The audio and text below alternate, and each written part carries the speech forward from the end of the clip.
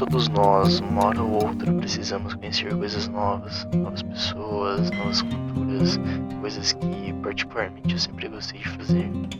Bom, recentemente fui pela primeira vez no Oktoberfest em Blumenau, onde curiosamente acabei me perdendo dos meus amigos e fiquei praticamente toda a festa sozinho.